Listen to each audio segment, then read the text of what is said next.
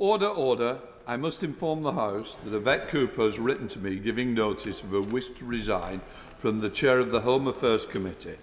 I therefore declare the chair vacant. The following arrangements will be in place for electing a new Chair of the Home Affairs Committee. Nominations should be submitted in the lower table office located in the reference room of the library or the bill office by 12 p.m. on Tuesday the 14th of December. Nomination forms are available from the vote office and the table office. Following the House's decision of the 16th of January 2020, only members of the Labour Party may be candidates in this election. If there is more than one candidate, the ballot will take place on Wednesday the 15th of December from 10 a.m. to 1:30 p.m. in Committee Room 15. A briefing note with more details about the election will be made available to members in the vote office and on the internet. We now come to questions to the President of COP26. I start with Caroline Lucas. Thank you, Mr. Speaker. Number one. President. Mr. Speaker, with your permission, I will answer questions 1, 10 and 12 together. COP26 was the first COP where a section of the cover decisions were devoted to loss and damage. We agreed a new Glasgow dialogue on loss and damage, which will discuss the arrangements for the funding of activities to avert, minimise and address loss and damage. Caroline Lucas. Thank you. He will know of the extraordinary anger and sense of betrayal that was felt by the climate vulnerable countries in particular when they saw the finance facility that they proposed being downgraded to just a dialogue. Can he say more about how practically he will use that dialogue to create momentum for a finance facility to be agreed at COP27? And given that from day one of that COP, the UK returned to being a negotiating party, not the presidency, will he guarantee that the government will support the creation of that facility in Egypt and that it will follow Scotland's example by contributing new and additional funding specifically for loss and damage? Mr. Speaker, I know the point that the Honourable Lady has made, but I think the fact that we have a formal dialogue on loss and damage established for the first time does demonstrate progress. Ultimately, this is going to be a party-driven process, as she knows, and parties will have to decide, based on consensus, what the outcome of the dialogue is going to be. Christine Jordan. Thank you very much, Mr. Speaker. If I could stress again that the group of 77 plus China, the world's underdeveloped countries, were disappointed crucially with the wording on finance. They say it's weak and they've called for greater support, but no specifics on how this should be met. Would the Minister agree that resolving that disappointment is both vital for ensuring global success against climate change and for maintaining a balance of power on the world stage? President. Mr. Speaker, I absolutely agree with the Honourable Lady on the importance of this issue, and I very much hope that we are going to make progress on the dialogue. I should point out, of course, that in addition to the dialogue, we've also done what we set out to do, which is to operationalise the Santiago network, so technical assistance can be provided, and parties have also agreed that funding will be provided to support the work of the Santiago network. Peter Grant. Thank you, Mr. Speaker. As the Honourable Member for Brighton Pavilion has mentioned, the first organisation in the world to give a definite financial commitment to a loss and damage facility was the Scottish Government, who officially weren't even part of COP. They've committed £2 million. As a result of that, other organisations, the Government of Wallonia for one, and a number of philanthropic bodies have also committed money. Would the President agree that holding the presidency of COP26, the United Kingdom is in a unique position to encourage others to follow Scotland's example? Would he agree that a significant commitment from the United Kingdom would almost certainly open the doors for substantial funding from other wealthy organisations? Yeah. Mr. Speaker, again, I make the point that this was the first time that we have agreed the need for a dialogue, and I can tell him that during our presidency year, we will be pursuing this very actively. Bob Blackman. Thank you, Mr. Speaker. I would like to congratulate the President of the COP26 for the excellent work that he's done for this country and for the world. Can he also inform the House what discussions he's had with the Treasury about what aspects we can do as United Kingdom government to help those countries that are threatened? President. Mr. Speaker, I'll ignore that additional comment. Can I thank my honourable friend for his very kind words? In relation to the UK, of course, a number of things have happened. We've had the Chancellor set out the conditions to restore the 0.7, and we know on the latest forecast that that will be restored by 2024-2025. But in addition to that, the UK worked with other countries to ensure that the $100 billion delivery plan also set out when additional funding will be made available to support developing countries. Shadow Minister Matthew Pennington. Thank you, Mr. Speaker. Whether it's progress in relation to a dedicated loss and damage funding facility, efforts to raise ambition when it comes to national climate commitments, or delivering on climate finance and adaptation pledges, implementing the Glasgow Agreement will require that the work of our COP presidency not only be sustained but enhanced over the next 11 months. Can the President therefore confirm today that the COP26 unit will be fully funded to deliver on all the work programmes mandated in the Glasgow Agreement, and also that the Glasgow Financial Alliance for Net Zero will continue to receive support from the Treasury throughout the remainder of the UK presidency?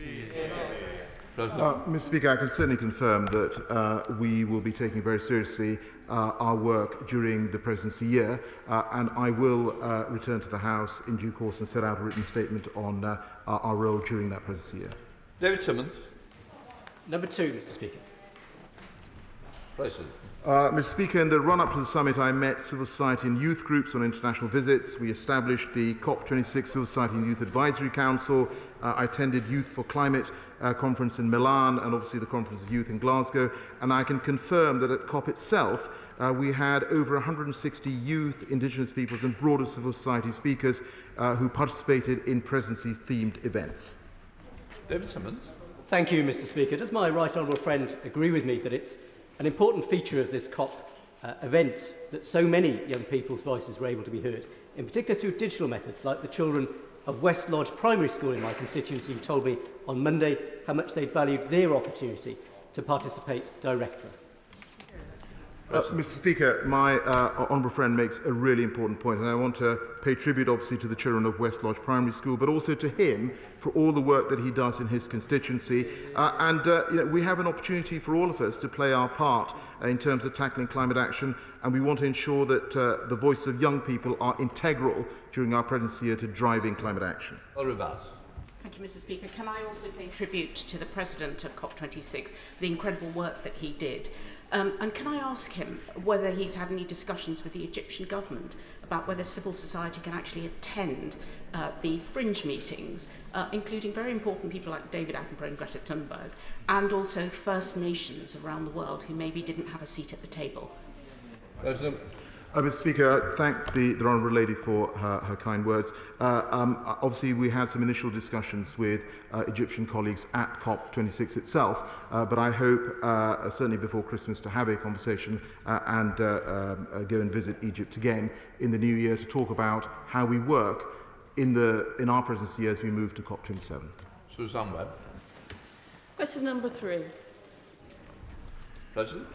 Mr. Speaker, with your permission, I will answer questions 3, 4 and 8 together. The Glasgow Climate Pact, agreed by almost 200 countries, is a historic agreement which advances climate action. It's a result of 2 years of marathon work, a 2-week sprint of negotiations, and I think we can say that with some credibility that we have kept the goal of limiting global warming to 1.5 degrees within reach. Susan.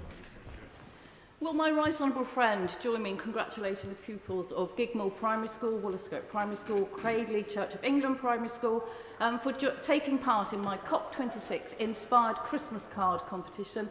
There were some magnificent results. It's all about the environment and it's very green. It's also about recycling, because one of them actually used a potato head to use as a print to make a reindeer Christmas card. And so what was very clear to me is that COP26, the legacy is very much alive and kicking in the younger generation. President. Well, Mr. Speaker, can I congratulate all the primary schools and the students who took part in this Christmas card competition? I think that's an inspiration to all of us, perhaps for our Christmas cards as well. But undoubtedly, we are going to ensure that we need to ensure that climate action continues to be raised as an issue, and we all have a role to play. congratulate the President of COP26 for his personal dedication, hard work and commitment at the Glasgow summit. Can he confirm to the House that as a result of the summit, for the first time ever, over 90% of the world's GDP and around 90% of global emissions are now covered for the first time by net emissions targets, and that all 197 countries have pledged to revisit and strengthen these targets by the time of COP27 next year? President. Mr. Speaker, my thanks again to my honourable friend for his kind words. He's absolutely right. When we took on the COP presidency, less than 30% of the global economy was covered by a net zero target. We're now at 90%.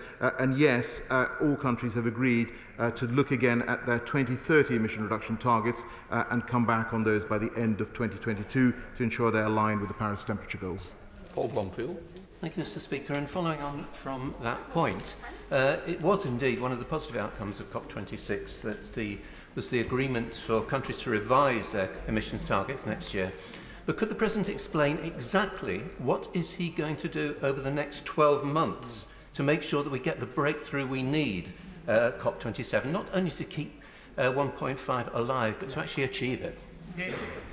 Well, Mr. Speaker, it's a very, very fair question, and as I said, what I will do is set out for the House in due course, by way of a written statement, precisely what we will do in our presidency year. But as he knows, significant number of commitments were made by countries at COP26, and our intention is to ensure that they deliver on the commitments that they have made. Thank you, Mr. Speaker.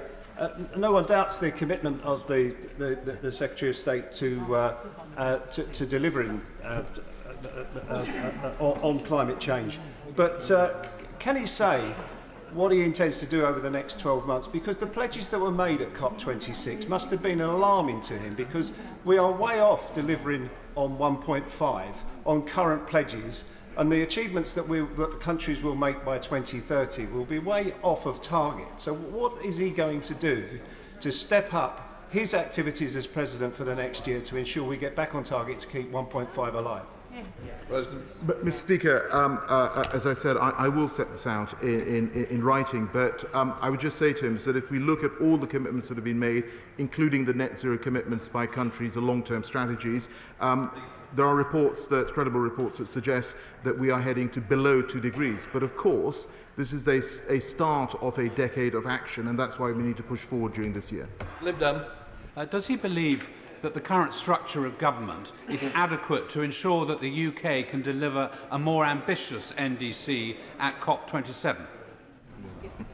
Mr. Speaker, the makeup of government and the structure of government obviously are a matter for the Prime Minister, and I know he will have raised this issue at the Liaison Committee. But specifically on the NDC, of course, we have a current NDC which is aligned to net zero. Says Secretary Edmund. Thank you, Mr. Speaker. I want to commend the COP President, or should I say no drama Sharma, for the efforts he made in Glasgow. He is right that we have to spend the next 12 months maximising the pressure on the big emitters, and we can make a difference with the UK-Australia trade deal, because Australia's 2030 target is consistent with 4 degrees of warming. So will he tell the Trade Secretary to rewrite that trade deal, not to water down commitments, which is the current plan, but to make it conditional on Australia, as well as the UK, having 2030 targets consistent with 1.5 degrees? President? Mr. Speaker, can I congratulate my right honourable friend on his new role? My only disappointment is that the phrase shadow COP President doesn't appear in his title, but this is where I think he can take some lessons from the Deputy Leader of the Labour Party about how to expand the number of portfolios you've got. But specifically on the point of Australia, can I just confirm to him that the trade deal will include a substantive chapter on climate change, which reaffirms both parties' commitments to upholding our obligations under the Paris Agreement, including limiting global warming to 1.5 degrees. Well, Mr. Speaker, I know I am shadowing the department that he would quite like to run, so maybe that will be an announcement that is forthcoming in the future, and I'm mildly encouraged by what he says on Australia. Let me take 2 other issues where he can show leadership: the Cumbria coal mine and the Cambo oil field, the equivalent of 18 coal-fired power stations running for a year. He knows that we need to get others to phase out coal. He knows we need to phase out fossil fuels. Surely the right way to send the proper signal to the rest of the world ahead of COP27 is for the whole of the government to start practicing what he is effectively preaching and put a stop to Cambo and Cumbria. Mr. Speaker, I just say to him, and we've had this discussion in the dispatch box previously, both in terms of Canberra and Cumbria, he will know that they're being looked at by independent regulators and there will be pronouncements coming forward. More specifically, in terms of coal, of course, we have reduced significantly the amount of coal on our electricity mix. In fact, there will be no more coal in the electricity mix in the UK from 2024. SNP spokesperson Deirdre. Thank you, Mr. Speaker. And I commend the President and his team for all their hard work over COP26. But one issue missing from the Prime Minister's ambition for COP26 was fossil fuels generally. It's clear we need action to tackle the use of fossil fuels globally, but to do so in a way that supports a just transition for workers. Does the President agree that not having a concrete commitment from COP for a global just transition from fossil fuels is a disappointment, and that following the Scottish Government's example in delivering a just transition and opposing further oil exploration would set a strong example for the next COP? Well, Mr. Speaker, we do support a just transition. In fact, the deal that was agreed with South Africa, the $8.5 billion deal agreed with South Africa, will enable decarbonisation and a just transition in that country. And we also now have 34 countries and 5 public finance institutions which are supporting a UK-led initiative to end international public support for unabated fossil fuel energy sector by the end of 2022. Number 5, please.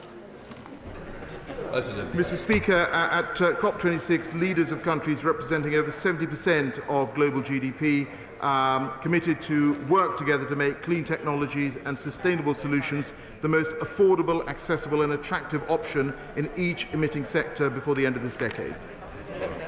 Thank you, Mr. Speaker. Teesside is quickly becoming the epicentre for hydrogen technology in the UK, with recent announcements on blue and green hydrogen production. We are confident that Teesside will be able to deliver more than half of the government's 2030 hydrogen ambitions. Around 85% of all homes are on the gas network, and domestic heating accounts for over 30% of the UK's CO2 emissions. It's clear to me that we won't make net zero without switching our gas network to 100% hydrogen. So can the Minister recognise hydrogen as a fuel of the future, and will he join me in my campaign for the UK's first hydrogen village in Redcar? Mr. Speaker, I agree with my honourable friend. Hydrogen is a fuel of the future, and as he will know, that the idea of a hydrogen village trial was proposed in the Prime Minister's 10-point plan, and indeed gas network companies are working with local partners to develop proposals for the trial. Could I suggest he speaks to my right honourable friend, the Business Secretary, to make the case for Redcar as well? Martin Docker to use. Thank you, Mr. Speaker. The territories of the world's 370 million indigenous peoples cover 24%. Number 6, Mr. Speaker. Mr. Speaker, indigenous people's voices were represented throughout COP26, and of course the UK government funded the Indigenous Peoples Pavilion in the Blue Zone. We will continue to amplify indigenous people's voices during our presidency year.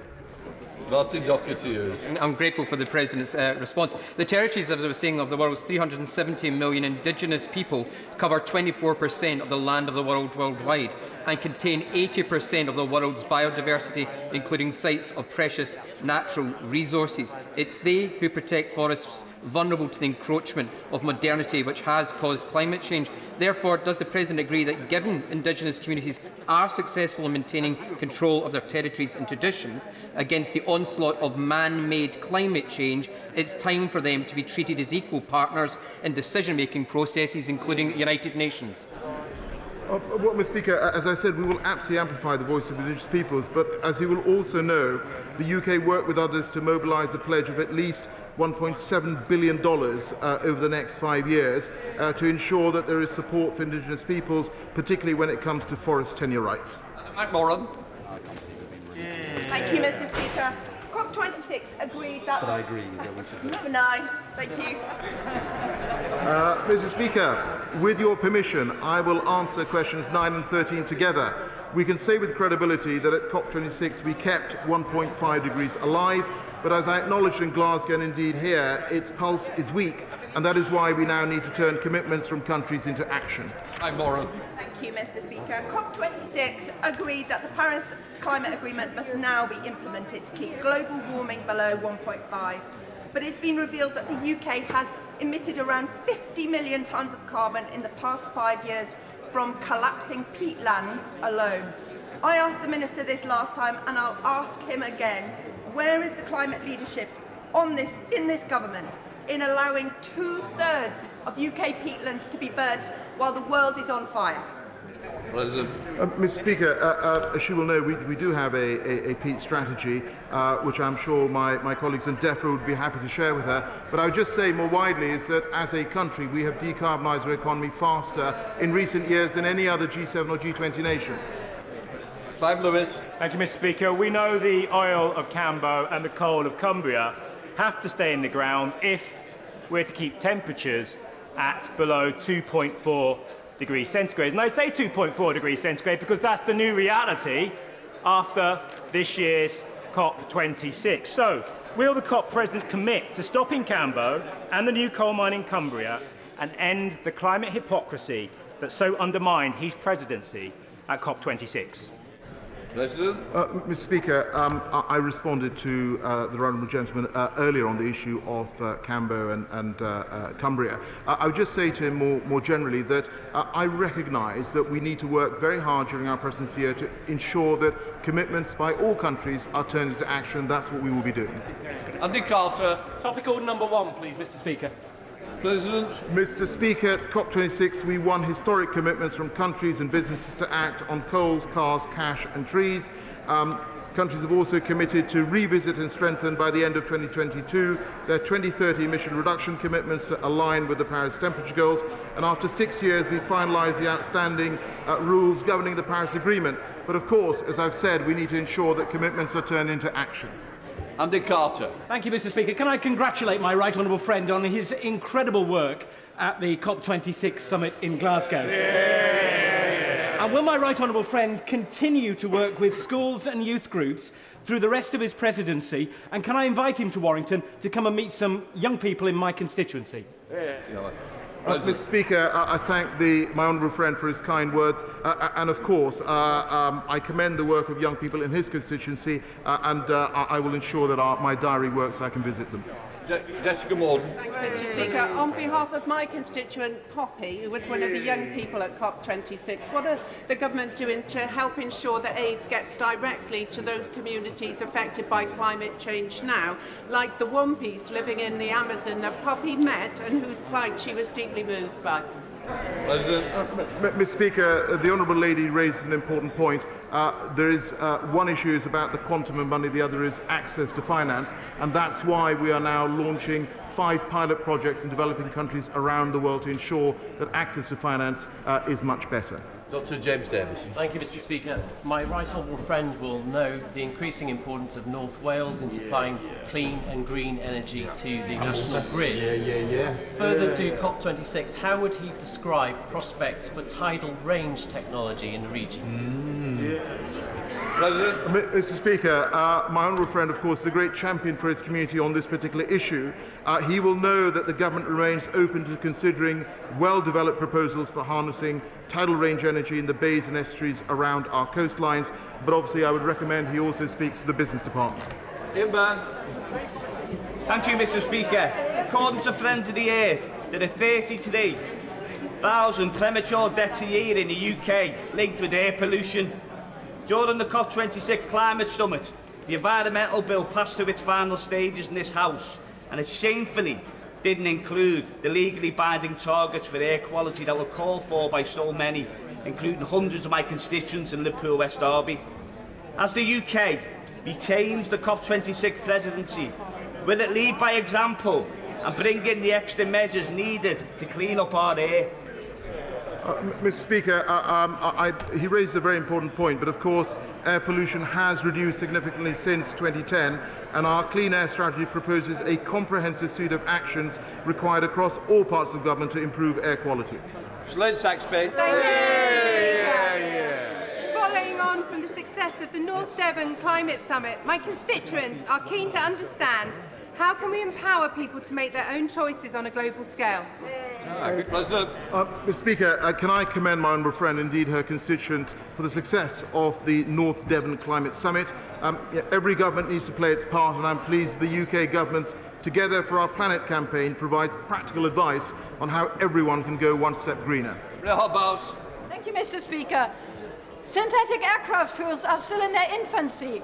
Domestically, the government has a tool, the Renewable Transport Fuels Obligation, by which the government can mandate the mixing of synthetic fuels with conventional aircraft fuel, thereby starting the process of making synthetic fuels viable. Is he aware of any similar mechanisms of other countries so we can start with an international agreement on mixing synthetic fuels with aircraft fuels and driving the route to net zero? Come on. Mr. Speaker, as the Honourable Lady knows, the government is putting funding behind sustainable aviation fuels. I'd be very happy to arrange a meeting for her with the Transport Secretary, or indeed a Transport Minister. Final question, Ruth Edmonds. Thank you, Mr. Speaker. Can I particularly welcome the COP outcome relating to deforestation, which saw 130 countries representing 90% of the world's forests pledge to end deforestation by 2030. And can I ask my right honourable friend, how will this be monitored and what steps will be taken if countries don't keep their word? Mr. Speaker, my honourable friend raises a very important point. The 90% of forests that are covered by this pledge are also being backed by £14 billion of public and private funding, so there will be a mechanism for checks and balances. In addition, we agreed the transparency framework at COP26, so we will be able to see whether countries are meeting the commitments that they have made. Before we come to Prime Minister's questions,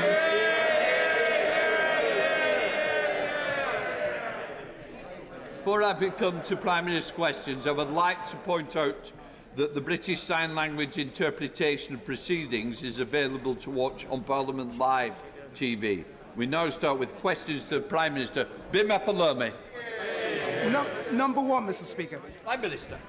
Mr. Speaker, today I'm wearing a purple tie in recognition of the International Day of People with Disabilities this coming Friday. In July, we published the UK's first national disability strategy to help create a society that works for everybody. Mr. Speaker, I know that the thoughts of the whole House will be with those continuing to face disruption caused by Storm Arwen. My right honourable friend, the Secretary of State for Business, Energy and Industrial Strategy, will update the House on the continuing response to Storm Arwen after these questions. Mr. Speaker, this morning I had meetings with ministerial colleagues and others. In addition to my duties in this House, I shall have further such meetings later today. Thank you, Mr. Speaker. The Prime Minister and I have a shared commitment to protecting our natural environment and improving our biodiversity across the country. Indeed, it's why I'm campaigning to extend the Chilterns area of natural beauty towards the southwest of Hitchin. Would my right honourable friend set out how he plans to strengthen the protections for our countryside, whilst also ensuring that housing developments are both green and sustainable for the long term? Prime Minister. Yes, indeed, Mr. Speaker. I can tell my honourable friend that Natural England is considering an extension of the Chilterns area of outstanding natural beauty, and I'm sure they will listen to his passionate appeal very carefully. We now come to the Leader of the Opposition, Keir Starmer. Thank you, Mr. Speaker. Can I join the Prime Minister in his words on disability and the victims of extreme weather? Can I also mark World AIDS Day? Extraordinary advances mean people living with HIV on effective treatment can now enjoy normal life expectancy and are no longer at risk of passing on the virus. It's within our hands to end new transmissions in the UK this decade. We must do so, Mr. Speaker. As millions of people were locked down last year, was a Christmas party thrown in Downing Street for dozens of people on December the 18th? Prime Minister. Mr. Speaker, what I can tell the right honourable gentleman is that is that all guidance was followed completely during number 10. And can I recommend to the right honourable gentleman that he does the same with his own Christmas party, which he's advertised for December the 15th, to which unaccountably he's failed to invite the deputy leader, Mr. Speaker. Keir Starmer.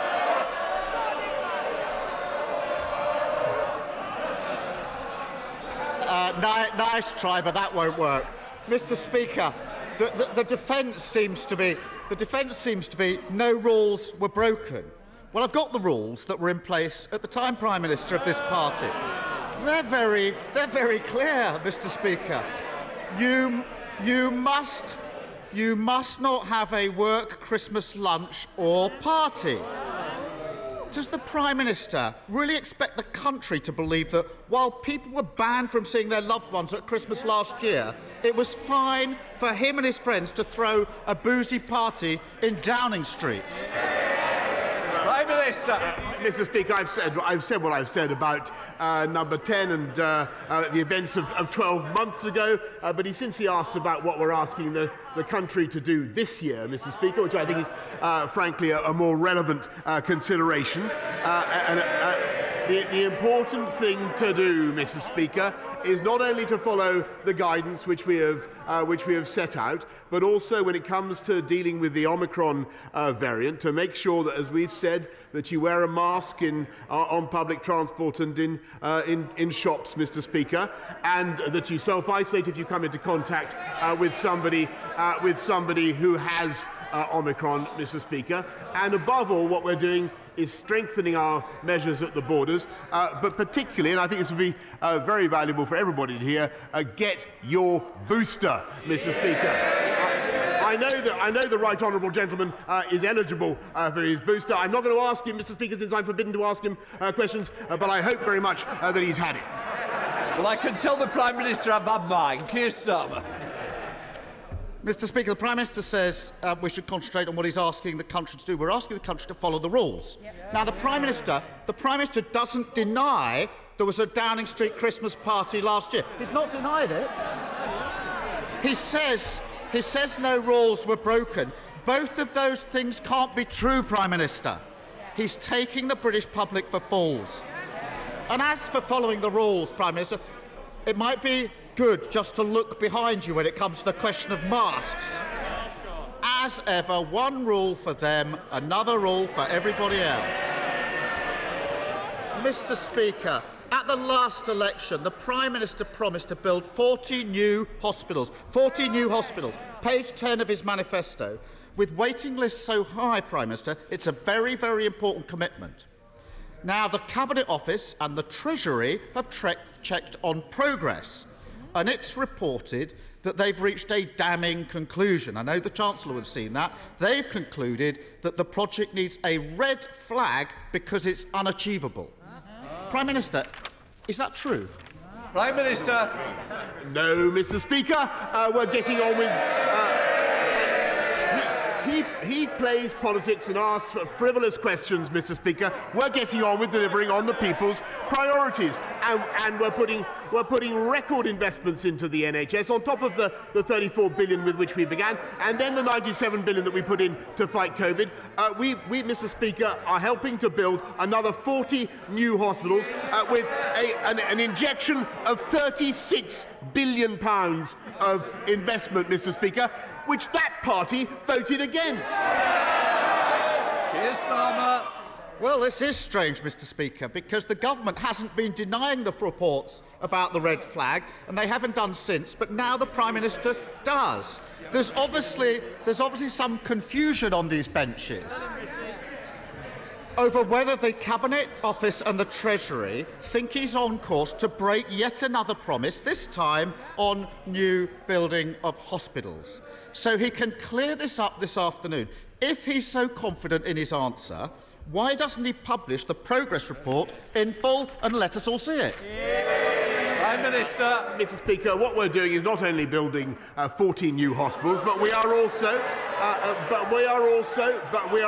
and it's incredible that we've been able to keep going throughout the pandemic, Mr. Speaker. But we're also making record investments in our yes, it is, and we're also making record investments in our NHS. We have more doctors, more nurses working in our NHS than at any time in the history of that magnificent organisation. And rather than running down what they're trying to do, Mr. Speaker, and casting doubt on their efforts, he should get behind them, and he should support our booster campaign. Well, Mr. Speaker, there we have it. Prime Minister, I deny my hospital building programme has been flagged red as unachievable, but I don't have the confidence to publish the report. Mr. Speaker, the more we look at this promise, the murkier it gets. I've got a document here sent by the Department of Health to the NHS. It's called the New Hospital Programme Communications Playbook. I kid you not. It offers advice, Mr. Speaker, to make it easier to talk about the programme. Now, you might think that everyone knows what a new hospital is. I certainly thought I knew what a new hospital is before I read this document. But this guide instructs everybody to describe refurbishments and alterations on existing hospitals as new hospitals. We can all agree that refurbishments are a very good thing, but they're not new hospitals. So, Prime Minister, how many of the 40 are fix-up jobs on existing hospitals, and how many are actually the new hospitals he promised? Prime Minister. Mr. Speaker, you obviously don't always go around building on greenfield sites. What we are doing is massive. You rebuild hospitals, and that is what we have said for the last 2.5 years, Mr. Speaker. It is the biggest programme of hospital building this country has ever undertaken. It's being made possible by this People's Government, and it's in addition to what we're doing with the community diagnostics hubs, Mr. Speaker, and it's in addition to what we're doing in investing in our NHS. And I said it once, but I'll say it again. They had the opportunity to vote for that $36 billion. They turned it down, Mr. Speaker. We're getting on with the people's priorities. They're playing politics. And no wonder so many Tory donors paid so much for that wallpaper last year. It probably told me it's building a new flat. It's the same old story from this Prime Minister, week in, week out, defending the indefensible and broken promises. His mates were found to be corrupt. He tried to get them off the hook. Downing Street throws parties during lockdown. He says, not a problem. He promised there'd be no tax rises. Then he put up tax. He promised to be a rail revolution in the north. Then he cancelled the trains. He promised no one would have to sell their home for care. Then along came his working-class dementia tax. He promised 40 new hospitals, and even if you count the paint jobs, his own watchdog says he can't deliver it. Isn't this the truth, Mr. Speaker, that any promises from this Prime Minister aren't worth the manifesto paper they're written on? Mr. Speaker, the right honourable gentleman dribbles on irrelevantly about wallpaper and parties playing politics. And by the way, on that, I'm told that when the Deputy Leader and Shadow Secretary of State for the Future of Work was told that she wasn't invited, she denounced it as idiotic, childish and pathetic, Mr. Speaker. They're getting on with factional infighting. We are delivering for the people of this country. Today, cutting tax for the lowest paid people in this country. As a result of our universal credit changes, 1.9 million families getting £1,000 more in their pay packets this year. The biggest programme of rail infrastructure this century, Mr. Speaker. 3 new high-speed lines, and we're fixing social care. They have no plan whatever, Mr. Speaker. And don't forget, their resort to absolutely every problem is either to take this country back into lockdown or to open up to uncontrolled immigration, Mr. Speaker. That is their approach. We are delivering on the people's priorities, and we have more people in work now as a result of the balanced and proportionate approach that we are taking than we had before the pandemic began. And if we listened to him, Mr. Speaker, if we listened to Captain Hindsight, we'd all still be in lockdown. And that is the truth.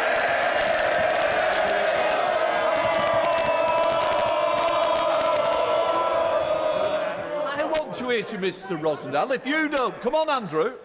Thank you, Mr. Speaker. The Prime Minister will know that we will not be able to stop the endless waves of illegal migrants crossing the English Channel until we break free from the constraints of the European Convention on Human Rights, which impedes our ability to tackle this tragic situation and protects even the most violent criminals from being deported. So, will the Prime Minister agree with me that it is time to take back control and fulfil our manifesto commitment in 2015 to get rid of Labour's Human Rights Act and bring in a British Bill of Rights? Prime Minister. Yes, Mr. Speaker, I thank my right honourable friend, but we will certainly review the human rights system. But in the meantime, there is something we can do, or we can all do, on next Tuesday and Wednesday, Mr. Speaker, because our Borders Bill is coming back to this House after long gestation, and it gives us the power to make the distinction at last between illegal and legal migrants to this country. It gives us the power gives Border Force the power to turn people back from this at sea, Mr. Speaker, and Mr. Speaker, it gives us the power. It gives us the power to screen people and send them for screening overseas rather than in this country. Now, will that I'm not going to ask them, I'm going to tell them. It'd be a great thing, Mr. Speaker, if the party opposite backed our Borders Bill and undermined the criminals. Young SNP Ian Blackford. Thank you, Mr. Speaker. And can I associate myself with the remarks of the Prime Minister on disability, and of course our thoughts are very much with all of those that are recovering from Storm Arwen, and with the Leader of the Opposition. Of course, we commemorate World AIDS Day, and I'm sure, Mr. Speaker, that the thoughts of yourself in this House will be with the family and friends of Siobhan Cathigan, the Scotland rugby player, aged 26, who unfortunately died over the course of the weekend, having had won 19 caps for Scotland. Mr. Speaker, it is deeply regrettable that once again that we're forced to spend so much time in this House discussing the Prime Minister's misconduct.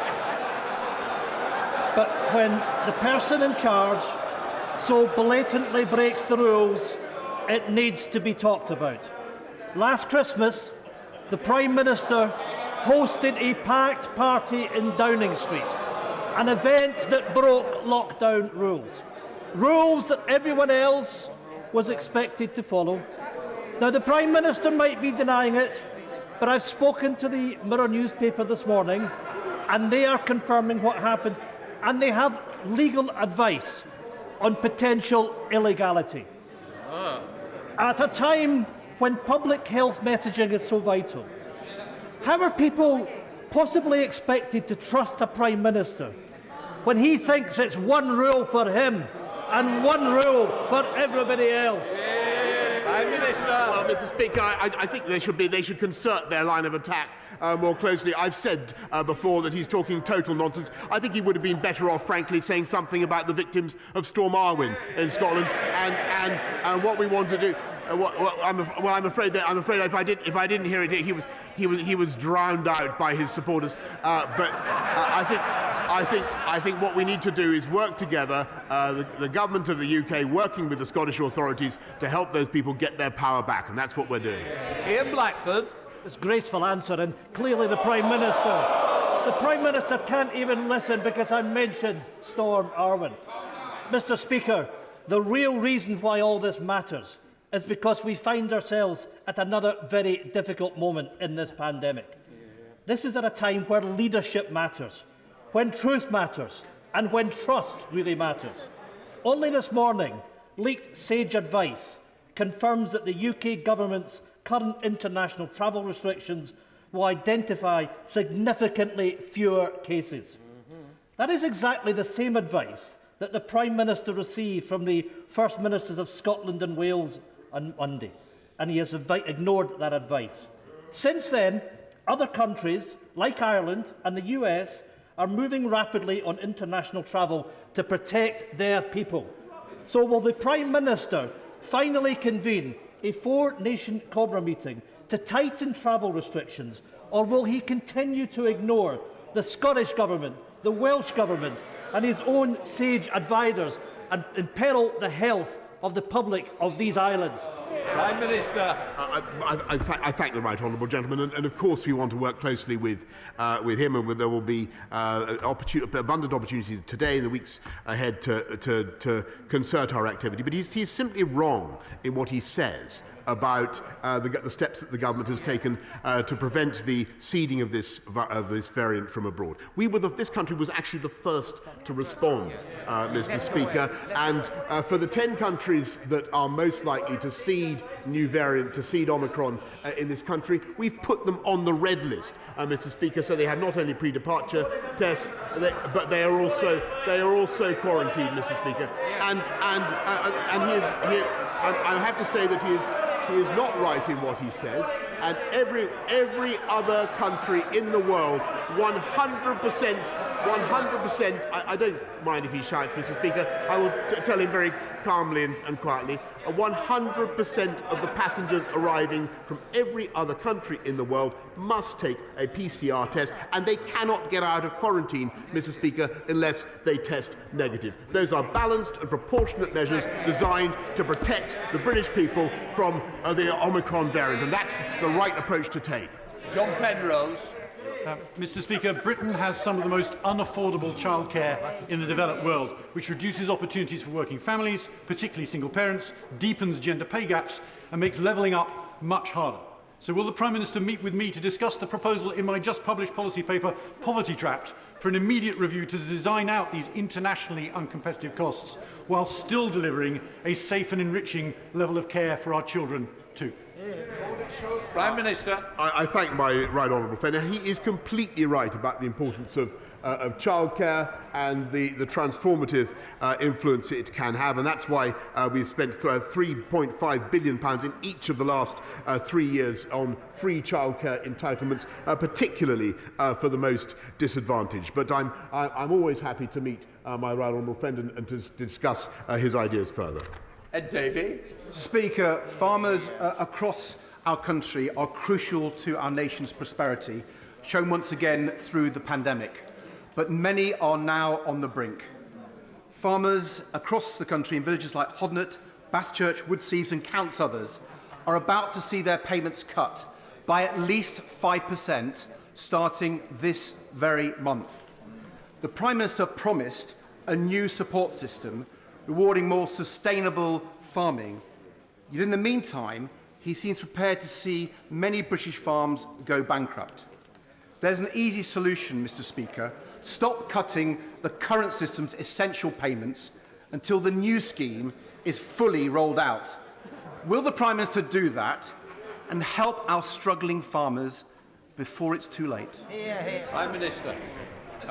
Mr. Speaker, I think British food and farming does an absolutely outstanding job, and it is growing the whole time. Last night I met representatives of the UK food and farming industry, which we support and we continue to support with the same level of payments, Mr. Speaker. But what we're also doing is opening up new opportunities for them around the world, and I can tell him that in every single embassy now there is a dedicated expert on supporting UK food and farming exports to the rest of the world, which supports 4 million jobs in this country, and earns this country £21 billion of revenue. Thank you, Mr. Speaker. More needs to be done to tackle the people trafficking gangs that exploit migrants across Europe, promising to get into this country. But does the Prime Minister agree with me that it is totally unacceptable that companies like Facebook allow those smugglers to offer their services on their platforms, not only routes into the country, but also selling them forged British papers in order to aid their access? does he agree with me that when this House passes the online safety bill, we'll have the power to do more to make companies like Facebook take down content that promotes illegal activity? Minister. I thank the right honourable gentleman. He's absolutely right that too many of these gangs are using social media, and that's why the online harms bill is so important, and it will indeed be of assistance to us in taking down that kind of material. Emma Hardy. Thank you, Mr. Speaker. Women have been left with internal damage and pain they describe as being like razor blades inside them. Many have lost their careers and some have even lost their lives. It is impossible to know exactly how many women are left suffering. So why will the Prime Minister not give these mesh-damaged women the redress that they were recommended in the Cumberledge report? Prime Minister. I'm very grateful to her, and she raises an extremely important issue, and one that I know has caused a phenomenon that has caused huge distress to many, many women in this country. We published the Cumberledge report. If there's anything more that we can do, I'm certainly willing to look at it. I'm grateful to her for raising it.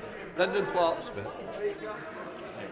The levelling up agenda has already changed so many areas of our country for the better. And in my constituency, in Worksop particularly, our town centre is in desperate need of regeneration and to finally solve our flooding problems. But unfortunately, my council in Bassetlaw missed the deadline for the latest round of grants. Labour run council. What can this government do to help support areas like mine who have struggled with their bids in order to make sure they are successful the next time around? Minister.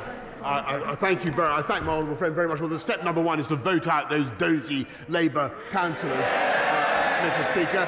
But I can tell him and I thank him for the excellent representation he gives to Bassetlaw, Mr. Speaker. And I can tell him the second round of bidding for the Levelling Up Fund will open in the spring of next year.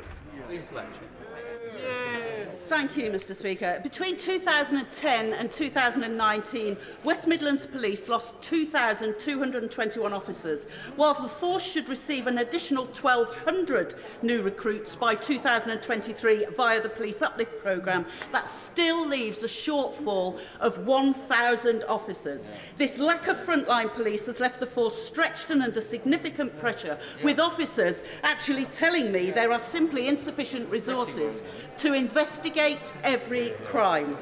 Will the Prime Minister commit to providing West Midlands Police with a fairer funding deal to ensure the force can return officer numbers back to 2010 levels? Mr. Speaker, I thank her for drawing attention, and I thank her. I think the police officers in the West Midlands, but I thank her for drawing attention to what we're doing to increase the number of police officers, because we are on track.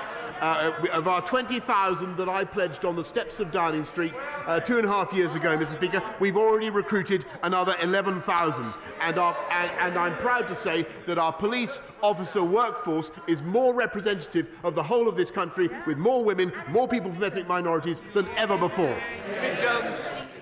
Thank you, Mr. Speaker. Last week, the Chief Minister of Gibraltar, the Honourable Fabian Picardo, appeared before the European Scrutiny Committee and gave evidence about the continuing negotiations between Gibraltar and the European Union on their future relationship.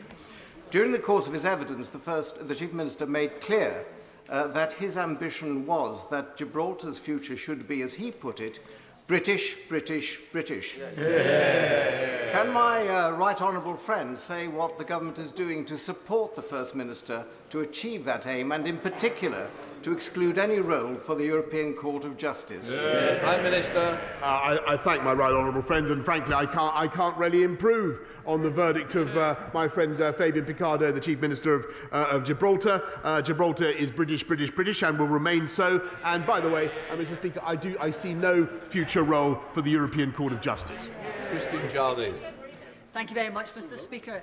My constituency of Edinburgh West has some of the most polluted streets in our country. An estimated 1 in 29 deaths in Edinburgh is related to air pollution, and we don't meet WHO guidelines. So will the Prime Minister meet with me and discuss whether his government can support my private member's bill to tackle that issue, bring us into line and let us all breathe a little easier?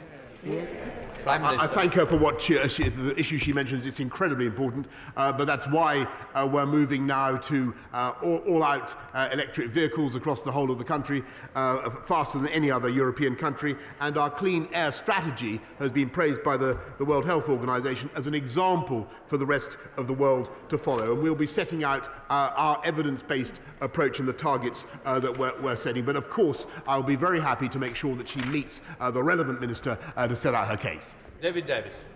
Thank you, Mr. Speaker. Last month, the drug company Pfizer announced a successful trial of a new treatment called Paxlovid. The trial showed the drug to be roughly 90% successful at stopping death or better. The vaccine strategy today is an enormous success, but it leads to a never-ending biological arms race against the mutating virus. As a supplement to the vaccine strategy, this treatment will allow governments around the world to avoid the need for future emergency restrictions. What's the government doing in the short term to secure supplies of this revolutionary treatment, and in the long term to enable factories to be built here to produce it in Britain? Prime Minister. I thank him very much, and he's spot on. Of course, the rollout of Paxlovid within the UK, within the NHS, will depend on approval by the MHRA, but the government has, as a precaution, already invested in hundreds of thousands of courses of that drug. Jessica Moore. Thank you, Mr. Speaker. Wales has 11% of the UK rail network, yet only receives 2% of UK rail enhancement funding, and as reported in Wales Online, will be denied billions of consequential funding from HS2. So having under-delivered on rail in the north, having under-delivered on rail in Wales, why should anyone trust this government to deliver on its promises? I'm afraid she's completely failed to look at what Sir Peter Hendy set out in his Union Connectivity Review, a fantastic agenda for change and improvement, particularly in Wales, and particularly on the North Welsh corridor, where I think the railway links deserve to be improved and will be improved under this government. Tom Randall. Mr. Speaker, getting investment into Gedling is important, and at the previous PMQs I put aside my political differences with Labour-run Gedling Borough Council to champion its Levelling Up Fund bid, which, like other funding bids it's made, was sadly unsuccessful. So does my right honourable friend agree with me it's important that councils like Gedling now take stock and learn from this experience? And can you confirm that help from government will be available to do that, so that in future, hopefully, Gedling and other councils will be able to make more successful bids? Yes, of course, Mr. Speaker. We're very happy to help Gedling and other Labour-run councils to get their act together where necessary, and to put those bids in. And just to remind him, more Levelling Up Fund bids come due in the spring of next year, and I wish Gedling well in their future bids. Imran Hussain. Mr. Speaker, my grandfather, along with thousands of others, came to this country 70 years ago, working 7 days a week in squalid conditions to help rebuild this country. Yet now the Home Secretary's Nationality and Borders Bill means she can revoke our British citizenship and deport us for even the most minor wrongdoings. Given the government's and the Home Office's horrific track record with their treatment of minorities, the hostile environment and the Windrush scandals, let me ask the Prime Minister the burning question that is now on the lips of everyone from a BAME background right across the country. When is he coming for me? I think that the honourable gentleman opposite should look at the Conservative front bench today, and he should withdraw what he's just said, Mr. Speaker. He should withdraw it. What he said is absolutely shameful, and he knows full well the Borders Bill does nothing of the kind. It helps us to fight the evil gangs who are predating on people's willingness to cross the Channel in unseaworthy boats, and I would have thought, Mr. Speaker, that a sensible Labour Party would support it. Gareth Davis. Thank you, Mr. Speaker. This Saturday is Small Business Saturday, and I'm proud to represent some fantastic local businesses like Kays of Grantham, the Stamford Notebook Company and the Bourne Bookshop. This government has provided unprecedented support throughout the pandemic. Can the Prime Minister assure me that his commitment to our high streets will continue long into the future? Prime Minister. I thank my honourable friend for all the support he gives to Grantham and Stanford, and I can tell him that Small Business Saturday is receiving huge support from the government. We had a kind of festival last night to celebrate it in Downing Street, and I encourage everybody to get out this Saturday, Mr. Speaker, and safely with your mask on, Mr. Speaker, when you're in your shop. But that should be no inhibition on people buying in their shops up and down this country. Final question, Ian Byrne. Thank you, Mr. Speaker. Next week, the 97th victim of the Hillsborough tragedy will receive the freedom of Liverpool. Andrew Devine passed away earlier this year, aged 55, having defied the odds to survive the injuries he sustained at Hillsborough, aged 22. A coroner's inquest in Liverpool in July ruled that he was unlawfully killed as a result of the disaster, making him the 97th victim. Following my tabling last week of an early day motion on Hillsborough and a national curriculum, will the Prime Minister agree to meet with me to discuss the rollout of the Hillsborough Real Truth Legacy Project, including the addition of the Hillsborough disaster to the national curriculum, and help to consign to history the narrative of lies and smears peddled by some elements of the media and establishments over the last 32 years through the power of education? Prime Minister. I thank the honourable gentleman for the powerful point that he has just made, because even though 32 years have passed since that devastating tragedy, I know that the wounds remain very raw in Liverpool. And what I can say to him is that the government is committed, as he knows, to continuing engagement with the families of the bereaved, and to making sure that the lessons from that tragedy continue to be properly learned, and that the victims of Hillsborough are never forgotten, Mr. Speaker. But I'm also happy to make sure that he meets the relevant minister to take forward an agenda I think is shared by people up and down this country. We're now going to come to the statements. To those who wish to leave, can they please leave quickly and quietly?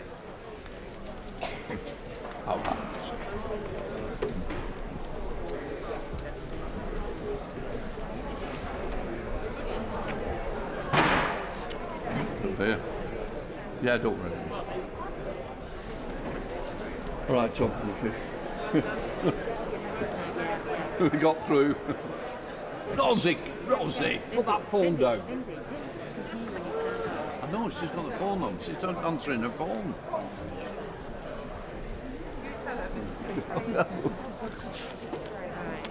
Right, we now come to the ministerial statement from the Business, Energy, Industrial Strategy. I now call the Secretary of State, President Quatang. Thank you, Mr. Speaker. With your permission, sir, I'd like to make a statement on the electricity disruptions as a result of Storm Arwen, and to inform the House on how we are working to ensure power is restored to people's homes. Storm Arwen brought severe weather, including high winds of up to 100 miles an hour. Rain, snow and ice, causing the most severe disruption since 2005.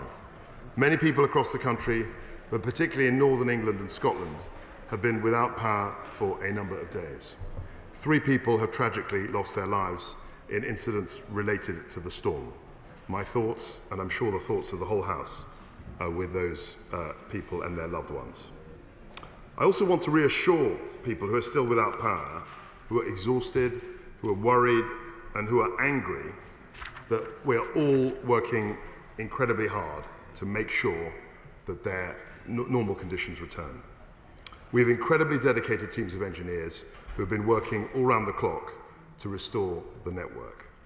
The scale of the restoration effort engineers are facing is enormous.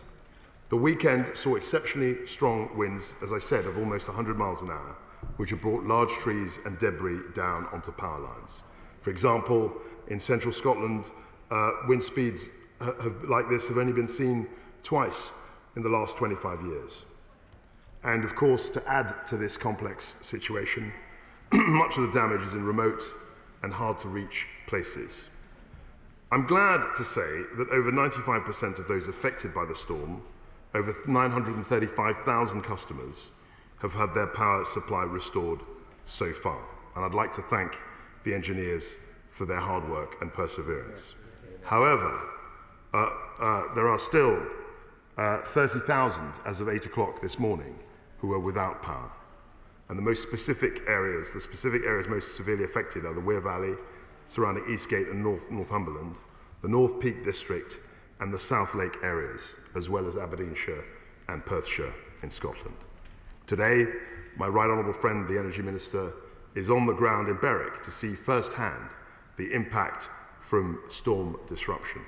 Yesterday, I spoke with the CEOs of Northern Power Grid, the Electricity North West, and Scottish and Southern Energy Networks to seek assurance that restoration is happening as fast as is humanly possible. I am satisfied that these operators are sharing their resources through mutual aid agreements and through putting engineers to the worst affected areas. And I'm extremely grateful to emergency responders who have also been working very hard to keep people as comfortable as possible, providing torches, blankets, and other necessities. Also, to sorting out alternative accommodation where necessary. Officials in my department are monitoring the situation very closely and are in constant contact with network operators to ensure that customers can be reconnected as quickly as possible. For people still experiencing issues and difficulties, or people who need further support, they should contact their electricity network operator by dialing 105 from their landline or mobile phone. This will automatically route them to the right operator based on their physical location. People are also eligible for compensation whose details they can find on the Ofgem website. For those who continue to be without power, I know their primary question will be, when will power be restored? I have been assured that the overwhelming majority of those still without power today will be restored in the next day or two. I have asked operators to provide named contacts for MPs, and I will be sharing those with colleagues. This has been an extremely difficult week for many of our constituents, and I want to thank them for their fortitude in the face of this extreme weather condition. When the power is back up and back to normal, we, of course, in BEIS will be looking at the lessons that we can learn from Storm Arwen in order to build an even more resilient power system in the future. Welcome to Shadow Secretary. Thank you, Mr. Speaker. And can I thank the Secretary of State for his statement? And let me, first of all, join him in sending my condolences to the victims who've tragically died during Storm Arwen and to their families. And I also want to express my sympathy to all of those who have lost power and have suffered during this crisis. I know from my own constituency in 2019, when we had terrible flooding, the impacts of extreme weather and the traumatic effects it has on people and communities. And I also want to join him in paying tribute to the many engineers, volunteers and emergency service workers who have worked tirelessly to step up and help during this crisis. Mr. Speaker, we've heard heartbreaking stories of outages leaving residents without power, water and light. And there are also, and I want to ask him about this in a moment, there are also many reports which he will have heard of residents being unable to get proper information about what is happening and people waiting for hours to get through on phone lines. So on behalf of the many who've suffered, I want to ask him a few questions. Does he believe there is enough support for the most vulnerable on the ground while the power outages continue, including the use of emergency generators, and has he given thought to calling in the army if necessary to help with that process? He said that power would be restored in the next day or two for the overwhelming majority. Can he say how many people he estimates will be left without power and how long it will take to restore power for them? And then I want to probe him a little bit further on the question of learning lessons, which he said at the end of his statement. Because after terrible storms in 2013, Mr. Speaker, the stormiest winter in 40 years that saw hundreds of thousands lose their power, it was said at the time that lessons would be learned. And I want to just probe him on three areas. First, on communications and information, the Science and Technology Committee recommended that the single national emergency number was put in place. And the purpose of that number was that people would not just know who to call, but could get information promptly. And as I say, the calling of 105, which he mentioned, there are multiple reports of it causing enormous frustration to people and them not getting the information. Can he say what his assessment is of whether people have been able to get the information, and if not, why not? Secondly, and he drew attention to this, Ofgem recommended in the wake of those storms that district network operators should share resources and personnel in the event of such a crisis. He says it has happened, but is he satisfied it has happened right across the DNO network and has happened at the scale that is required? I'd like him to answer that and just give us some further information. And third, after 2015, there was clear sense of the vulnerabilities about the overhead power network, and there was agreement that the networks would survey the vulnerabilities that they faced and act. Is he satisfied at this stage that this has happened? Because the continued vulnerability of power lines seems all too apparent. And Mr. Speaker, that's where I want to end, because faced with the climate crisis, extreme weather events will sadly become all the more common in the future. We cannot be this vulnerable in the future. There is real concern that some lessons haven't been learned, and on this occasion we must face up to those lessons and learn them.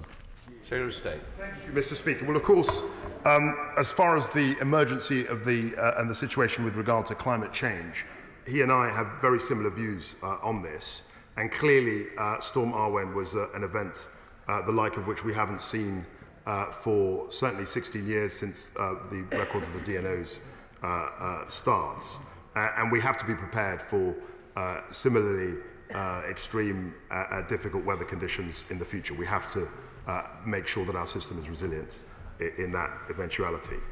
In terms of his specific questions, we do have the 105 line, which is the one number that people are being asked to call. It has been centralised. I think he's quite right to say that there was initial pressure.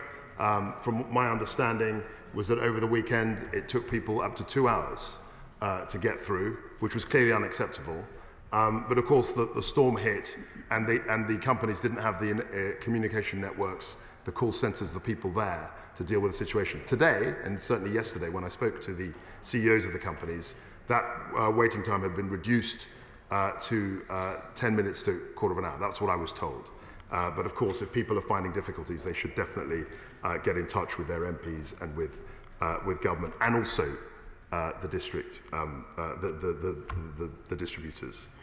On his second point, the new SAC is a very, very effective means by which the generating companies can share and deploy engineers across different networks. And that, I'm told by the CEOs of the companies, is being very effective.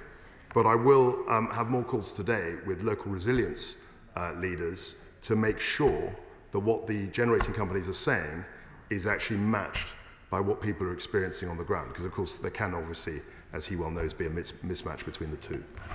Andrew Power. Thank you very much, Mr. Speaker. And can I echo the words of my right honourable friend in thanking all of those in our emergency services and indeed the local authority workers that went out over the weekend and have been doing so much to support our communities across the United Kingdom that have been affected, and actually indeed the people in local businesses who have opened their doors to look after those people who are more vulnerable and needing support. Places like the Five Farms in Braemar, where temperatures dropped below zero over the weekend and they were lost without power and water. But Lumfannon, Crathy and indeed Kergar from my constituency do remain without power and don't even have access to a temporary generator. So I was wondering if he could expand on his discussions with SSEN and what discussions he might have had with the Scottish Government to see what the two governments in this country might be able to do to speed up the response and to support those people who are going to their 5th day now without any power, heating or electricity in general.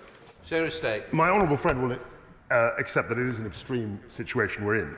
He will also know that I've spoken to Mr. Alistair Phillips-Davis, who's the head of SSE, and he and I, as well as colleagues in the Scottish Government, are apprised of the situation. In terms of generators, they are distributing generators that can actually take up the slack when important power infrastructure is down. But it's an ongoing situation. I'll be very happy to engage with him in the next few hours. SNP spokesperson Dave Dugan. Thank you very much, Mr. Speaker, and I'd like to thank the Minister for advance sight of his statement. This storm was of incredible strength when it hit us on Friday night in the northeastern parts of Scotland and England, being especially in the full face of the gale. SSE's storm models predicted between 60 and 100 high voltage faults. In actual fact, they've sustained over 500 high voltage faults with over 1,000 instances of damage to their network. Sustained winds with gusts of in excess of 90 miles an hour and unusually from the northeast, affecting trees which don't normally have to yield to those winds, resulting in the colossal tree damage to the network. Mr. Speaker, I wish to pay tribute to the fortitude and resolve of the many people facing severe hardship on day 5 without power, some of whom won't get it back today or tomorrow. It's a tremendous disruption to the way that we live today, and they're to be in our thoughts at this very challenging time for them. Indeed, as of 9 p.m. last night, 9,500 customers remain cut off from their supply, including 5,700 in Aberdeen and Aberdeenshire, 1,500 in Murray, 1,400 in my Angus constituency and 570 in Perthshire. This enduring lack of power would test anybody's resolve, Mr. Speaker, yet it's telling that people remain mindful of the extraordinary efforts of engineers and support staff of SSE and their industry partners to restore supplies, and power has been restored to 118,000 customers. The UK Government has, I understand, said that it's on standby to provide further assistance to the Scottish Government, but like the Deputy First Minister in Scotland, I'm a little bit sceptical as to what that is. So I'd be grateful if the Minister could elaborate on what that assistance would be, and if it is financial assistance, is it new money or recycled money? I was in touch with SSE again this morning, and they have assured me that they have engineers from across their network working in the North East to repair supplies, and also engineers from other networks sharing DNO resources in the enormous recovery effort, which is hampered by the prolonged scale of the damage, compounded by the locations of the damage and the types of equipment that's been damaged. I wish to place on record, finally, in closing, Mr. Speaker, my thanks to the engineers working in all weathers to restore power supplies to Angus, and to the Council and other members of the Local Resilience Partnership who have done so much to help restore supplies and in the humanitarian welfare provision. Thank you. Thank you, Mr. Speaker. I welcome the honourable gentleman's remarks and pay tribute, as he does, not only to the fortitude of many of his constituents and other people in Scotland, but also to the tireless efforts of the engineers, the voluntary staff, the DNO, in this instance SSE, in terms of trying to deal with what is, as he recognised, an unprecedented situation. He was quite right, the honourable gentleman was quite right to point out that it wasn't only the speed, the high velocity, but also the direction of the winds that posed a huge challenge. He will know that I speak to counterparts across the border in the devolved government, devolved administration very frequently. In fact, I was on a panel with the Cabinet Secretary only yesterday, and this is something that we are talking about all the time. We haven't specified the amount of money, if there is going to be any. I don't think we've reached that conversation, but we're in constant dialogue with his colleagues in Holyrood. Dr. Neil Hudson. Thank you, Mr. Speaker. Areas in my constituency of Penrith and the Border and further afield have been hard hit by this power crisis. Areas like Alston, Garrigal, Nenthead, Kirby Stephen, Matterdale and North Stainmore, some of which have been restored, but some are still without power. Will my right honourable friend join me in thanking the engineers at Electricity North West, the emergency services, councils and volunteers who have been working so hard at this time? And can he assure my constituents and further afield that everything is being done across government to support them, help restore power and put in place contingency measures? Thank you, Mr. Speaker. My honourable friend will know that this is a matter of very grave concern and focus for the government. He will also appreciate that Electricity North West has done a reasonable job in restoring, I think, 95% of the people affected. But clearly we want to work harder to make sure that about 6,000 people, 7,000 people who are still off the grid can get their power as soon as possible. Tim Farron. Speaker, I also want to send my condolences and pay respect to those who lost their lives in these awful circumstances, in particular to the family of the man who passed away in Ambleside on Friday. At least 7,000 homes in my constituency have been without power for between 3 and 5 nights. And I am immensely proud of the way that people in our community have stood up to support one another, to support their neighbours. They know who they are. I'm also grateful to those working on the ground for Electricity North West to try and fix this problem as soon as possible. But thousands are still without power in my communities and elsewhere in Cumbria, and they feel forgotten. And they're not, by many of us here, I hope, Killington, Garsdale, parts of Coniston, Orist Head, Aside, High Newton, Low Newton, Witherslack, Hincaster, Lamring, Bowston, Hutton Roof, Crook, Outgate, Haverthwaite, Sparkbridge, Backbarrow and outskirts of Windermere and other places as well are now facing a 6th night without power. Some are being told they will not have that connection fixed until the 8th of December, this time next week. The hardship caused, particularly to the elderly and other who are vulnerable, is unthinkable, which is why it's massively disappointing that it took until Wednesday for a minister to come to this House to address this issue. But it is not too late for the government to act. So I would ask the minister to do the following. Will he today task the army to provide the support for the engineers on the ground in Cumbria to speed up fixing the problem? Will he then use the army as well to ensure that the most vulnerable are contacted and moved into emergency accommodation today? And will he also ensure that every affected community in Cumbria is given generators to provide at least a temporary fix today so that no one has to spend a 6th night in the cold? Yeah. So we are obviously contacting local resilience forums. We're listening to them and actually getting guidance from them as to how best to tackle the situation on the ground. You'll also appreciate that ENW, Electricity North West, have already provided 150 generators, and we will be tasking them to see what more can be done to alleviate the extreme stress and challenging situation that many of his constituents I know are facing. Richard Holden. Speaker, and I thank the Minister for his statement today. Storm Arwen has left thousands of my constituents without power for several days, but what's been really heartening is to see how the people in my local towns and villages have really come together, particularly in Upper Weardale, Eastgate, St John's Chapel, but also in places like Quebec, Winhill, Maidenlaw, and I've also got a secondary school which is still without power, several hundred children not getting the education that they need. I'm really delighted that the Energy Minister is in North West Durham today, and I thank him for his visit and what he's doing up there. Indeed, he's contacted several local businesses on my behalf. We've got a couple of things I'd like to raise with the Minister. First of all, one of my rural surgeries has lost £10,000 of vaccines for the flu jab, and this will impact on their ability to roll out. Could he speak to the Department of Health for me and see if he can ensure that they get that supply reimbursed as quickly as possible due to the electricity going down and their fridges going off? Secondly, there are some very isolated communities who've been told that it may be a very long time before they can get full electricity. Can he do everything possible to ensure that they are reconnected well before Christmas?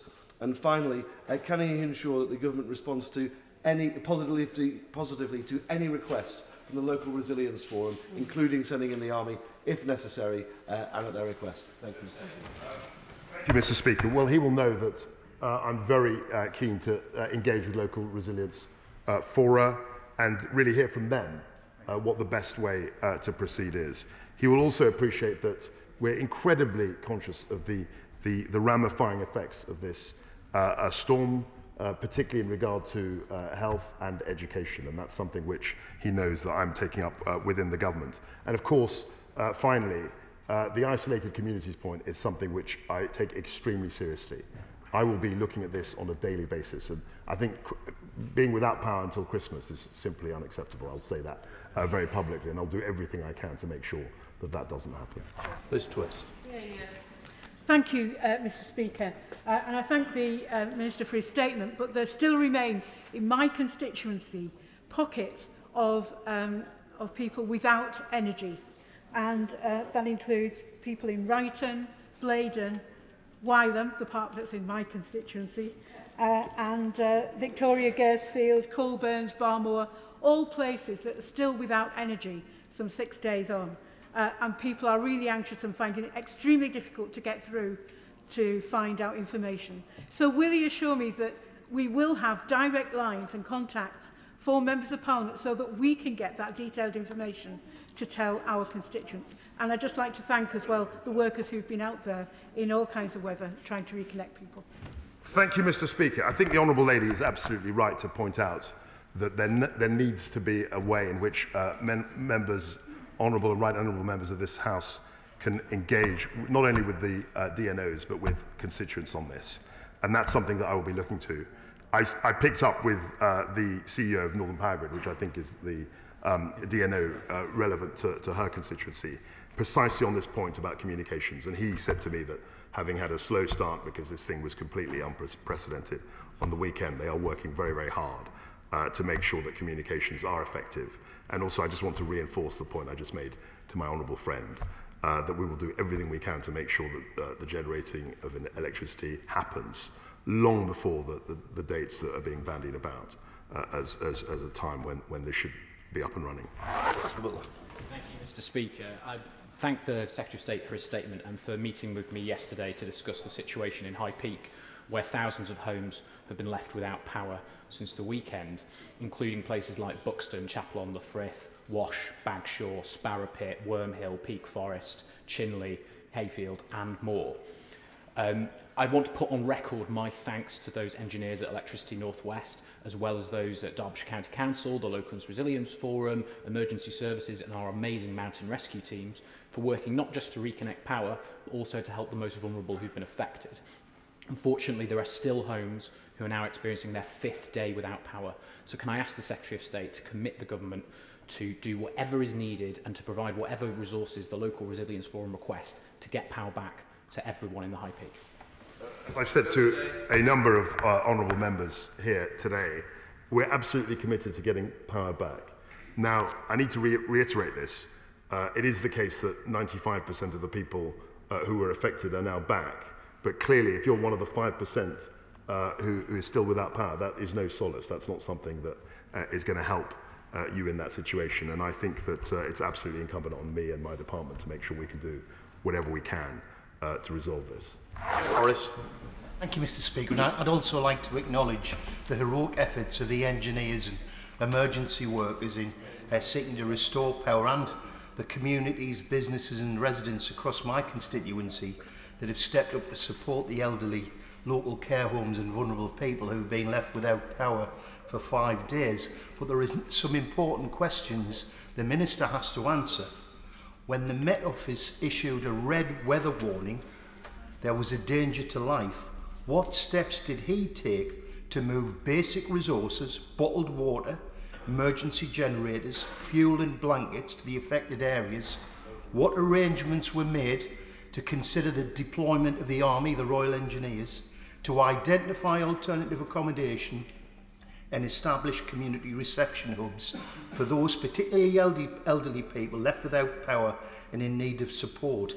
And from where I am and where my constituents are, that the performance has been lamentable. It's been a complete lack of planning and foresight, and the whole House would welcome answers to those questions, I'm sure. Thank you, Mr. Speaker. I don't accept obviously his characterisation of where we are. He will appreciate that over many years now we've had local resilience fora who have acted incredibly speedily with incredible dedication. And that they're precisely the organisations who know what the situation is on the ground, and those are the people that I and my department have been engaging with, and they are responding extremely effectively to this difficult situation. Simon Fell. Thank you, Mr. Speaker. Storm Arwen hit my constituency like every other one in this House very hard. Thousands of homes were left without electricity. Thankfully, it's now down to the hundreds. But those people are now facing into their 5th night without power. Can I reiterate calls for the Minister to listen to any calls from the Local Resilience Forum to step up support from the government? But also, when it comes to lessons learned from this, so many of my constituents have come to me really dismayed by the fact they're being pushed online to get information about what's happening, where support is coming from. But if you don't have power, if you don't have broadband, you simply can't access these services. So when the government looks at this, can we make sure that actually we're looking at how we best communicate to people who've got no access to regular communications channels? Thank you, Mr. Speaker. I mean, the communication point is absolutely fundamental to this. And I've spoken to the CEOs of the DNOs, and I'm speaking to the Local Resilience Forum, and we're absolutely committed to having much easier, more fluent channels of communication in the future. He will appreciate that this is something which is not going to go away. There will be other incidents in the future, and he's quite right to stress the fact that we need to have a more resilient system going forward. Labour. Thank you, Mr. Speaker. You know, this storm was catastrophic. It had a devastating impact, destruction really, right across my constituency and in Northumberland as a whole. It wasn't just the power, Mr. Speaker, it was the destruction of properties, of allotments, of houses, right across the piece. And people are looking towards some form of financial support from the government, because this impacts on many people who haven't got two halfpennies to rub together, and they'll need specific, targeted support from the government. I'll ask the Secretary, I nearly demoted him there, by the way. I'll ask the Secretary of State to consider what extra support that can be given. And secondly, Mr. Speaker, you know, isolation, communication. I had an old people's home who lost their electricity at 2 o'clock on Saturday morning, 2 a.m. They then had it restored on Monday afternoon. In between, the lack of communication was unbelievable. 2 people in that home, 100 years plus of age. Lots of people with dementia who were frightened, who couldn't be moved because it would mean extra confusion.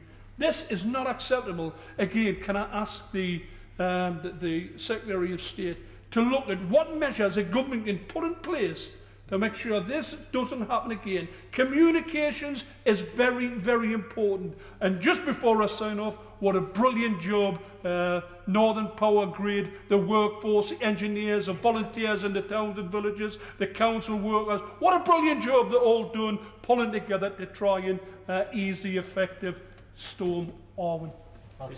Thank you, Mr. Speaker. I think the honourable gentleman is quite right. Northern Power Grid are working very hard to make sure that people get electricity back. And as I've said, 95% of people affected have got the power back. There was an issue with communication, I'm sad to say, on the weekend. There was a huge surge of demand and there wasn't enough infrastructure. There weren't enough people in the call centres to deal with that situation. And that's something that we're going to be looking into. Those MPs, not many of them in this House today, from the South East will remember we had a power outage on the 9th of August. And we did manage, I think, to create a more resilient system. And I'm absolutely determined that this time we can have a more resilient system on the back of these tragic events. Thank you, Mr. Speaker. Thousands of my constituents across the Scottish borders remain without power today after the catastrophic storm at the weekend, and I felt the full force of that storm at home in Coldstream on Friday and Saturday. Too many old and vulnerable residents have no power, and that's been the case for 5 days now. Now, I pay tribute, like others have, to the engineers and council workers who worked so hard to get people connected, but serious questions about the failure of Scottish Power Energy Networks to provide accurate information to residents about reconnection times really remain. There are also questions about the support that the Scottish Government provided to local councils across Scotland. So what discussions has the UK Government had with the Scottish Power Energy Networks and the Scottish Government about the response to the storm, and what more can be done to support my constituents in the Scottish borders to get them reconnected? As I said in my statement, spoke to 3 CEOs of the DNOs. Scottish Power, unfortunately, was not one of the CEOs that I speak to, but I'm very hopeful that we can get a call today, and I'm looking forward to sharing with him exactly what that particular distributor is doing. Thank you, Mr. Speaker. Some of my constituents in places like Sherburn Hill, Waterhouses, Bear Park and Lowburn Hall are actually facing a full 7 days without heating or electricity. And this is a national scandal. And I want to thank the emergency services, the workers, the engineers and all of those community groups who've stepped up to help those most in need. But what is the government doing to help the most vulnerable residents in Durham to get the help that they need? Not tomorrow, not next week, but today. As I've said in a number of responses, we are working with the local resilience forums. I mean, that is the job of the local resilience forum in the first instance, to find out what's going on and to coordinate local responses. And then, of course, the government here is very, very focused on helping them to get what they need to make the situation much more comfortable than it currently is. Back to North East. Jenna Davison. Mr. Speaker, the devastation caused by Storm Arwen, I mean, we've all seen the photographs, we've all experienced it for ourselves. It's absolutely atrocious. Speaking to Northern Power Grid a few days ago, they said it's the worst damage they can remember in living memory. I just want to pay tribute to Northern Power Grid, to their engineers and to all the local authority workers for all the hard work they're doing in trying to get this awful damage fixed. I also want to thank the Secretary of State for his statement today and for the numerous calls and meetings that we've had across this week to discuss the damage and what more can be done to really support some of those residents who are still without power. In my own constituency, unfortunately, the number is still in the thousands. Places like Langdon, Beck, Evenwood, Middleton and Teesdale still facing an absolute loss of power. But I do think it's in times like these when we do see the best in our communities as well, with businesses like Babbles and Chocolate Fair providing support to individuals still affected, and individuals like Tommy Lowther, Judith Buckle, Kimberly Clark and others, including Paul Headley, who responded instantly to calls to provide a generator which had been sitting in his garage. And it's on that point about emergency generators that I really want to address the Secretary of State now. After 5 days of no power, no heating, no light, the smallest things like a single light bulb, a kettle to boil some hot water, a small heater and a little bit of phone charge can make such a difference to people. So on this note, I really want to ask what more the government and local resilience forums, local authorities, local charities can be doing to work together to find out where these generators are, to get them deployed to some of these communities who could be facing disruption for days, if not weeks. I'd like to thank my honourable friend for the tireless work that she and other members of this House, I mean across both sides, have put in to making sure that their constituents are being well represented and actually to tell us what it is exactly like on the ground. And I have to say that this is exactly how this House of Commons should be working, and I'm very proud of that. In particular, with regard to generators, she will know that that's something that we're talking with the local resilience fora.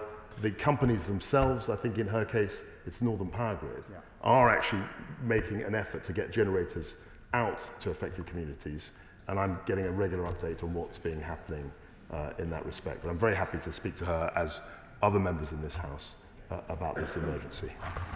Thompson. Thank you, Mr. Speaker, and like other members, could I add my own thanks to the resilience and fortitude of those who have been left without power for so long, to the dedication of the engineers who have been getting them back on grid, and also to everyone involved in the volunteer response and in the local resilience partnerships. But while the priority has to be about getting those who remain off-grid back onto an electrical supply and supporting those who aren't on grid at the moment as best we can, there will be at some point an examination of how things could have been done better. And I just wonder, as part of that, there is an issue about the resilience of our communication infrastructure as well as our power infrastructure, because broadband went down and mobile phone networks went down, which also hindered in many respects the ability of people to respond. So I wonder, will the Secretary of State consider, as part of that, looking at the obligations that are placed upon not just power distribution companies but also the telecommunications providers to be able to provide a more secure and robust service in all circumstances, no matter how adverse that might be? Thank you, Mr. Speaker. I'd like to wholeheartedly agree with what the honourable gentleman has just said. I think it's very easy for us simply to come up with a statement and then hope that the problem goes away. But I've made a firm commitment, as we did, as I said, on the 9th of August 2019, when there was a power outage. We spent a couple of months, actually, if not longer, having a proper inquiry as to what went wrong. And I'm confident that a lot of the measures that we came up with then actually did provide resilience.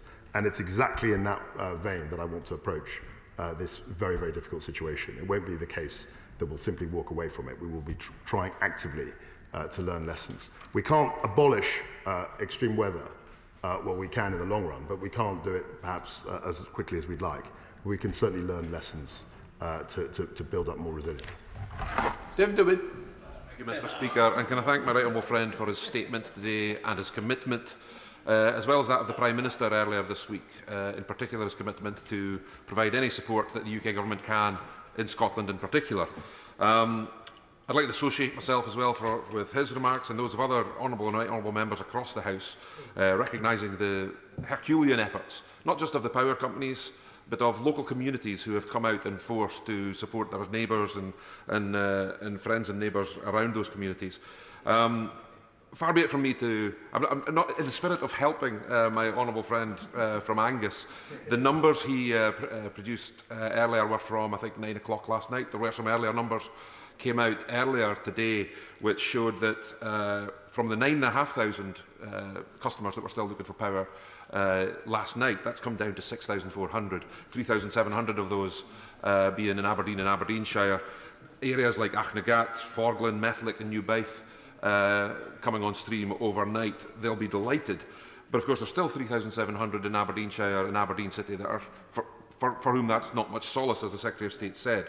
So can I ask the Secretary of State what conversations he's had with the Scottish Government and the local resilience programmes in Scotland, not only to get the power back on as soon as possible, but also to make sure that those most vulnerable in our communities, those that aren't on Facebook, that aren't on the internet, that don't have access to the regular updates that we all try to give them, how are we focusing on helping those most vulnerable in our communities? Thank you, Mr. Speaker. My honourable friend is absolutely right. This sort of crisis doesn't affect everyone equally. There are vulnerable and isolated communities who are particularly affected by this outage, and that's where our focus is on. He will appreciate that the DNO in his area, I think it's SSE, have worked very well, actually, in terms of providing support. They're providing accommodation in some instances, hot meals, food, and we're continuing to push that. Thanks, Davis Jones. Thank you, Mr. Speaker, and I'm grateful for the Secretary of State for his update on the impact of Storm Arwen. And my thoughts are with everybody impacted by this terrible natural event. Residents and businesses in Pontypridd were devastated by Storm Dennis back in 2020. They were hit by horrendous flooding, and sadly they're still, even now, feeling the impact of those. And that's the point I want to make to the Secretary of State today, is that although it is vitally important that residents and businesses get that urgent help in the immediate aftermath, it's the long-term impacts that are still massively impacting these people. Some unable to get insurance at all, many hit by unnecessarily high insurance premiums, and some not even pointed to flood-re at all. So will the Minister please work with colleagues to look again at flood-re and ensure that everybody, businesses, residents, can get access to affordable insurance? I think she's right, and many of us across the House have had instances of flooding and extreme weather events over the last 10 years. I myself, in my constituency, had a very extreme case of flooding in 2014, and the issues that she raised with regard to insurance and lessons learned are things that I'm very conscious of. I'd be very happy to take this up with her in any subsequent conversation or meeting. Storm Arwen was an extreme weather event, but we're having more extreme weather events as the climate changes. And already every winter in this House we have urgent statements and urgent questions and statements on power outages caused by electricity distribution lines coming down, and also train disruption caused by electrical lines failing. The long-term fix for this is to increase the resilience standards of the poles and the pylons and the wires and the connectors on the system. This isn't to do with local resilience fora, who are more about responding to crisis. This is about raising the technical standards of the equipment that's deployed. An example is undergrounding electricity lines, which can be as much as 20 to 30 times more expensive than an overhead line. But especially near more populous areas, that may well be part of the solution. So will the Secretary of State be kind enough to go away and look at the technical standards of the electricity distribution network, because we need to raise those in the face of climate change? He's absolutely right to raise the infrastructure challenges that we're experiencing in extreme weather conditions, which will probably be more frequent given the climate change to which he alluded. He will appreciate that essentially paying for a whole new infrastructure not only takes time, but considerable amounts of money. And in the meantime, we have to deal with those extreme weather events. So the local resilience fora are very important. He's quite right to say that they don't solve the infrastructure problem long term. But it's really important that they can act nimbly, because we're not going to abolish, we're not simply going to abolish, we can improve our infrastructure standards. We're not going to abolish the threat of extreme weather conditions. Thank you, Mr. Speaker. The immense disruption caused by Storm Arwen over the weekend demonstrated how vulnerable much of the country is to extreme weather events. Recently, businesses and residents in my own constituency of Birkenhead were devastated by extensive flooding following torrential rainfall in the space of just a couple of hours. With climate breakdown set to make such events a more frequent occurrence, can the Secretary of State inform the House what steps his department will be taking in conjunction with his colleagues at DEFRA to improve the resilience of communities like Birkenhead to extreme weather?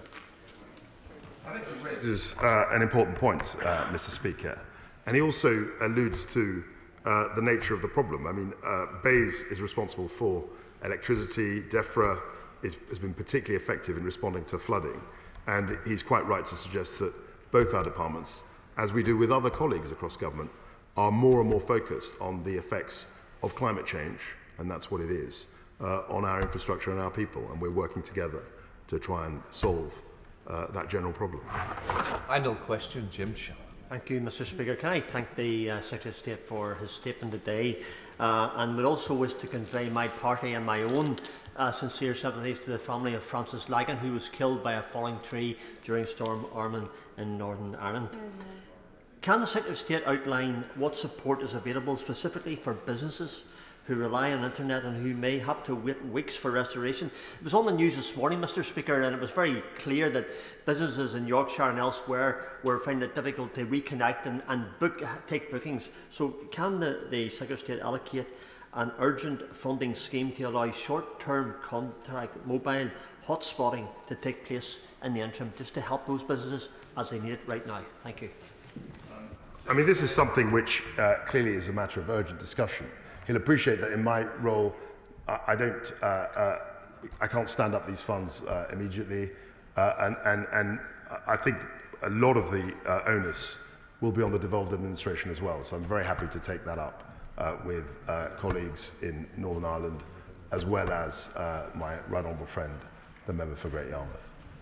We now come to the second statement, where I call Minister Keegan.